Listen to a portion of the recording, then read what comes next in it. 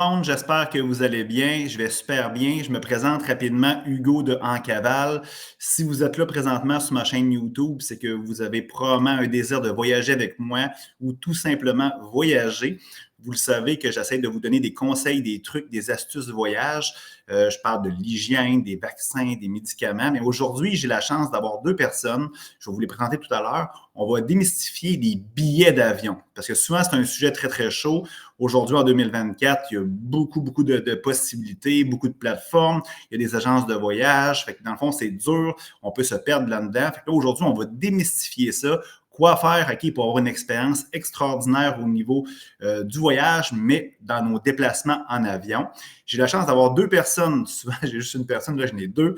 Fait que pour ceux qui sont habitués à mes voyages, vous connaissez sûrement Mélissa Lavoie de Voyage Ciel d'Azur à Rivière-du-Loup. C'est elle qui m'est attitrée pour mes vols d'avion. Fait que régulièrement, c'est avec elle que vous allez traiter. Puis là, en plus, j'ai la chance d'avoir Karel Bélanger, qui est entrepreneur, qui est propriétaire de l'agence. Alors, on a deux personnes qui vont pouvoir nous expliquer ça. Puis le but là-dedans, c'est ça. C'est que souvent, je fais une séance d'information. Moi, je présente un vol. Souvent, il est plus cher que peut-être ce que vous avez trouvé sur Internet. Puis là, je suis toujours en train de m'expliquer pour dire que tel vol, c'est compliqué, il manque des choses. Parce que je ne veux pas vous vendre la mèche. On va parler de ça avec mes deux invités. Alors, sans plus tarder, je les fais venir avec moi. Bonjour Karel, bonjour Mélissa, comment vous allez? Allô, ça va très bien. Ça va toi? Ben oui, ça va super bien. En plus, vous êtes de retour de voyage, vous êtes probablement un petit peu bronzé, fait que c'est sûr, l'énergie elle va être au maximum dans cette entrevue. Hey, je veux qu'on parle, tu sais, Mélissa, on se parle souvent de billets d'avion, OK? C'est un peu le bordel, puis tout ça. Première question que tu sais, dans le fond, c'est quoi la différence majeure, par exemple, entre une agence de voyage comme la vôtre versus toutes les plateformes Expedia, puis j'en passe, Google Flight, puis ça. C'est quoi l'avantage majeur de faire affaire avec une agence? Ben, c'est sûr qu'en agence, vous avez la sécurité avant, pendant, après. Fait que, tu sais, aussitôt qu'il y a un changement par rapport au vol, ce qui arrive souvent, surtout quand on les réserve d'avance, ça se peut souvent que le vol va changer les heures, la connexion ne marchera plus. Fait que nous, on reçoit des courriels automatiquement pour qu'on puisse trouver une solution avec le transporteur pour les reloger sur un autre vol qui va fitter avec la prochaine connexion. Parce que sur Internet, c'est sûr, souvent, sont moins chers, mais à quel point ils ont du service, ça, je ne peux pas te le dire parce que nous, on fonctionne avec une plateforme d'agents de voyage. Puis sur Internet, nous, c'est vraiment le néant. Tu sais, des fois, les gens arrivent avec des prix qu'on est comme, on ne comprend pas. Il y a quand même une bonne différence. Fait que c'est sûr que des fois, payer 100$ de plus pour avoir la sécurité, ben, c'est Ça vaut toujours... la peine. Ouais. Si je comprends bien, c'est beaucoup au niveau du service. Puis moi, d'ailleurs, je suis un fervent, puis je prône vraiment OK, de faire affaire avec une agence de voyage. D'un, ça enlève un million de tracas, c'est facile. Vous connaissez dans mes voyages, vous connaissez le chemin, les vols à prendre. Fait que c'est très, très facile. Vous donnez votre carte de crédit, puis c'est pratiquement réglé. Puis ça m'est déjà arrivé dans le passé aussi d'avoir au retour, j'ai fait affaire avec une plateforme, puis dans le fond, au retour, le vol a été cancellé. Puis il a fallu que je me débrouille moi-même en anglais, souvent dans un pays que je ne connais pas, me relocaliser aussi pour dormir. Fait que c'est un peu le bordel. Puis on ne sait pas comment ça fonctionne. Puis normalement, ça va bien, mais quand ça ne va pas bien, OK, ben là, c'est sûr qu'on ne sait pas comment ça fonctionne. Bref, puis là, je pense que la différence de prix n'est pas majeure non plus. Souvent, en tout cas, par expérience, le prix est quand même similaire. Fait que ça vaut la peine de ce côté-là. Puis, c'est sûr que les vols que vous avez accès, souvent, c'est des vols, OK, je crois que dans le fond, ce pas des vols haut de gamme nécessairement, mais c'est des vols avec des services minimums. Parce que souvent, quand les gens, par exemple, tu me fais un prix, mettons, à 1000$ pour une destination, souvent, les gens vont avoir quasiment le même vol, des fois à 600, 700$. Mais il y a des différences des fois. Hein. C'est quoi les différences qu'il peut avoir, qui peut jouer des tours aux voyageurs? Les différences, ben, c'est sûr que des fois, ce qui inclut le billet d'avion, t'as-tu la valise enregistrée, t'as-tu la valise dans l'avion? Fait que ça, c'est des choses qui peuvent jouer parce qu'il y a plusieurs classes tarifaires sur un vol. Tu sais, mettons, un avion, ça part, mettons, à 0 personne enregistrée dessus. Il va y avoir tant de sièges à tant de prix. Puis aussitôt qu'on a dépassé, ils ont réservé, mettons, ces 20 sièges-là à tant de prix, ils vont tomber dans un autre bracket de prix à ce moment-là. Fait que des fois, c'est exactement la même chose. C'est une économie. Comme des fois, quand je te disais qu'il y avait comme, tu me disais, ah, j'ai 7 personnes qui vont réserver leur vol, mais je te disais, je peux pas te garantir que les 7 vont être au même prix parce que des fois, quand tu réserves beaucoup, ben ça tombe à un autre prix. Sans ça, ben c'est pas. Ouais, non, c'est ça. On en réserve 5, puis les 2 autres tombent dans une autre classe de service différente. Fait que, tu sais, c'est. comprends. Souvent, quand c'est on va faire une moyenne pour que tout le monde paye le même prix, là, parce que c'est les mêmes sièges, les mêmes inclusions, puis tout ça, mais c'est ça. Ah, je comprends. Puis quand les gens ils vont directement sur les plateformes, ben là, ils ont leur prix unitaire à eux, là, c'est normal aussi. C'est fort, c'est toujours les classes économiques les moins chères, mais il y a moyen d'aller aussi en première classe qui vaut X. C'est clair. C'est ça, dans le fond, la grosse différence. J'ai vu en tout cas, pour le dernier voyage au Pérou, j'ai vu des gens qui avaient une différence de quasiment 1000 $ entre ce que tu me suggérais versus une plateforme. Mais en prenant le temps de regarder, pour avoir un bagage enregistré en dessous, c'était quasiment 500 $ de plus. Fait que ça revenait plus cher à la limite. Fait qu'il faut faire vraiment attention puis lire comme il faut les subtilités. J'ai même vu, je ne sais pas si ça arrive, j'ai même vu une participante que, moi, la majorité du groupe avait fait affaire avec toi, mais dans le fond, une personne qui avait pris son vol directement sur une plateforme que j'ignore, puis je ne ferai pas la promotion de ces plateformes-là aujourd'hui, mais sa place n'était même pas garantie. C'était comme s'il y avait de la place potentielle. Ça existe, ça, hein? Ben, sur les plateformes, oui, c'est ça. Ça ne garantit pas nécessairement la place. La madame avait réservé, puis finalement.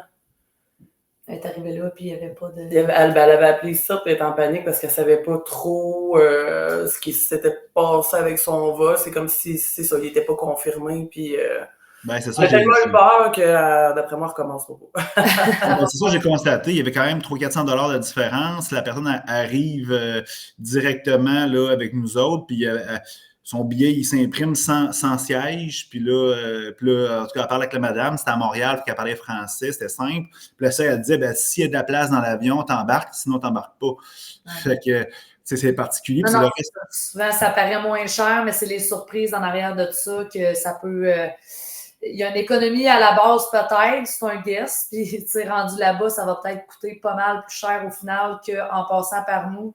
C'est sûr que par nous, ben, la tranquillité d'esprit, puis comme tu dis, des fois, en partant d'ici, c'est une affaire, mais tu sais, quand tu es à destination puis que tu n'as pas été mis au courant des modifications, de changement d'heure de vol ou que les connexions ne fitent plus selon où tu es, ben, c'est du tracas, puis selon le pays où tu es, des fois, tu es bloqué par la langue, tu ne comprends pas toujours. C'est quelque chose de plus complexe quand tu es obligé de te payer des chambres d'hôtel parce que la compagnie aérienne ne paye pas pour ta chambre d'hôtel s'il y a des changements d'horaire, quoi que ce soit. Fait que c'est tout ça, je pense, qui fait le global du pourquoi qu'on est là. Puis, justement, la différence de prix n'est pas énorme pour avoir le service. Puis, comme tu dis tantôt, Hugo, on court après le temps, puis c'est beaucoup d'ouvrages, c'est beaucoup de temps qu'on passe pour les recherches, tout ça. Fait que, nous, notre job, c'est ça. Fait que, nous, ça nous fait plaisir de vous faire économiser du temps, puis au final, l'argent. Puis, tu sais, il faut faire attention aussi, parce que souvent, quand on va sur une plateforme, OK, on marque, tu sais, bon, je sais pas, je vais au Pérou, par exemple, je vais atterrir à Lima. Comme on a dit d'entrée de jeu, dans le fond, aujourd'hui, il n'y a pratiquement plus de vols directs, surtout pour l'Amérique latine. On parle de Cancun, des choses comme ça, oui, là, mais comme à Lima, il y a toujours une escale. Souvent, c'est aux États-Unis, les fameuses escales. Les compagnies aériennes regroupent leurs vols dans des hubs. Mais là, tu sais, quand on va sur les plateformes, OK, puis on tape, mettons, genre Montréal, Lima, souvent, ça s'est calculé en termes de prix, les premiers qui affichent. Puis là, on constate beaucoup que tout le temps, il y a une escale, puis des fois, les billets pas chers, il y a 2 escales, des fois, il n'y a pas trop de délai entre les escales. Souvent, je vois même pas 1 heure, là. Fait que c'est stressant s'il faut que tu changes de terminal. Pour les escales, qu'est-ce que vous conseillez? C'est quoi, 2 heures? C'est quoi? 2 à 3 heures, je te dirais. Parce que si tu as du retard avant, ben, il faut que tu ailles quand même je te dirais, un 2-3 heures au moins. OK. C'est ça, c'est souvent ça, les vols pas chers, ils n'ont souvent pas beaucoup d'espace. Okay? J'ai même vu genre 40 minutes ou genre tu as comme 12-13 heures. J'ai même des participants qui m'ont sorti des vols pas trop chers, mais il y avait comme 15 heures d'escale à une place. Et 15 heures, vous le savez, là, on peut sortir et aller à l'hôtel puis, ou dormir ou 15 heures à l'aéroport, ça peut être très, très long. Là. C'est important de valider ça. Est-ce que vous, quand vous faites une sélection de vols, vous sélectionnez vraiment les escales en fonction de l'intérêt de la personne? Ou... Oui. Ben, nous, dans notre système de recherche, on peut mettre 1 escale, 2 escales, 3 escales. Donc, on peut choisir de limiter le nombre d'escales quand on fait notre recherche. OK. Fait que, dans le fond, ça vaut la peine de valider ça parce que souvent, les gens regardent juste le prix. Puis, y a-tu des compagnies aériennes qui est mieux que d'autres? Encore là, ça dépend des destinations, tout Ouais. ça. Puis, tu sais, comme tu dis, il y a plein de braquettes de prix. Tu sais, quelqu'un qui va aller, je sais pas, moi, exemple, à Dubaï, puis qui veut se gâter, mais tu sais, des fois, la différence de prix pour voyager, exemple, avec Qatar ou peu importe, est pas énorme, puis l'expérience est là en soi versus United, British ou Air Canada. Air Canada. Fait que, tu sais, ça dépend de l'intérêt du client. Tu sais, on pose des questions, puis le budget, puis selon... Il y a une différence entre les compagnies aériennes comme Qatar. Je sais que dans le fond, je connais des gens. Moi, je n'ai jamais utilisé ce service-là. Mais tu sais, j'ai pris d'autres compagnies souvent. Puis, tu sais, je voyais une grosse différence dans juste la disposition des sièges, la qualité du rembourrage. Il y en a qui offrent aussi des services comme la nourriture, qui est de plus en plus rare d'ailleurs dans les avions aujourd'hui, je crois. Ouais. Fait qu'il y a vraiment une grosse différence. Mais le prix va en fonction de ça, sûrement aussi. Oui, effectivement. Il y a certaines compagnies aussi qui font beaucoup d'overbooking. Admettons, tu vas avoir un avion, va avoir 200 places, ben, cette compagnie-là peut en vendre 250 au cas où qu'il y ait des annulations. Fait que des fois, ça ne peut pas nécessairement garantir la place sur le vol. Ouais, c'est un peu ça qu'on disait tout à l'heure. Mais quand tu payes, mettons comme avec vous autres, c'est sûr que votre siège, qui est le siège du participant ou de la personne qui voyage, il est garanti, c'est sûr et certain. C'est bien ça? Oui. Super. Puis, j'aimerais ça qu'on parle un petit peu d'assurance parce que souvent, les gens, je me fais souvent dire, ouais, ma carte de crédit à cause ça. Des fois, c'est 3 jours, des fois, c'est mon employeur. Qu'est-ce que vous conseillez au niveau des assurances? Il y a l'assurance sûrement cancellation, il y a l'assurance hospitalisation là-bas. Qu'est-ce que vous suggérez? Ben, tu sais, c'est sûr que c'est quand même la responsabilité du client de valider vraiment ses propres assurances collectives ou de cartes de crédit parce que les cartes de crédit, maintenant, on s'entend, là, il y en a une panoplie, puis ils ont toutes des conditions différentes selon la carte que tu as. Donc, c'est vraiment de valider cette information-là. C'est sûr que depuis la COVID, on ne se cachera pas que il y a plein d'imprévus, des fois, qui peuvent arriver dernière minute, même si on est en bonne santé, on ne sait jamais ce qui peut arriver. Fait que c'est sûr que les fournisseurs, souvent, ils nous offrent les assurances annulation propres à eux, qui offrent des crédits voyage ou des remboursements. Fait qu'au moins, on ne perd pas le montant de notre voyage. Puis ça, je parle plus en forfait, là. Je fais une petite parenthèse parce qu'on parle plus des vols. Oui. Mais pour ce qui est des vols, ben, il y a des classes tarifaires encore là qu'on peut prendre... Flex, mettons, là, qui offre la possibilité de faire des modifications, des changements sans frais, des annulations avec des pourcentages de remboursement ou des pertes. En tout cas, c'est ça. Tout dépend de la classe tarifaire qu'on prend. Là. Il y a plein de choix, là. Mais justement, on est là pour informer les gens à propos de ça.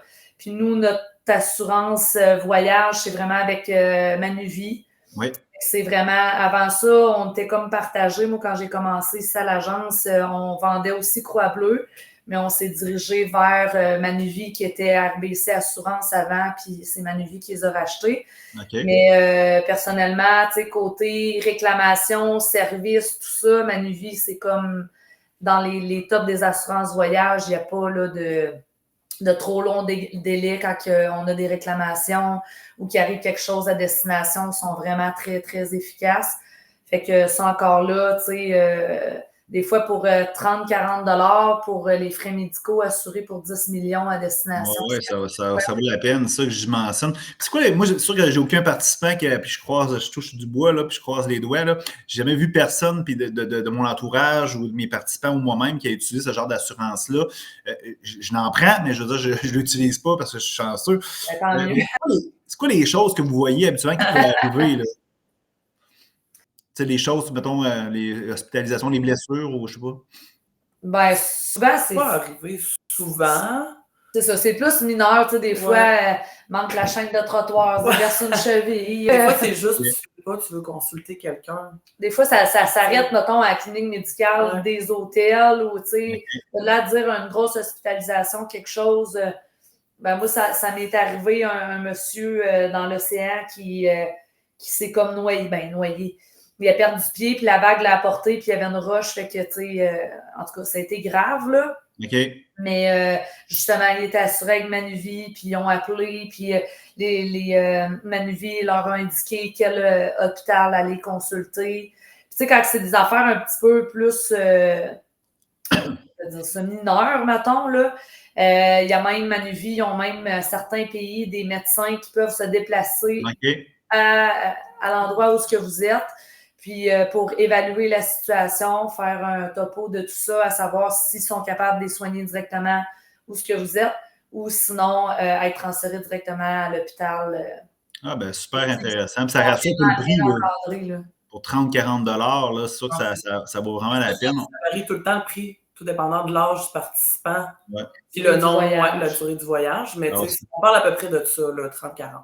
Non, ça vaut la peine, surtout pour ça peut coûter très, très cher. Je pense passer une semaine en.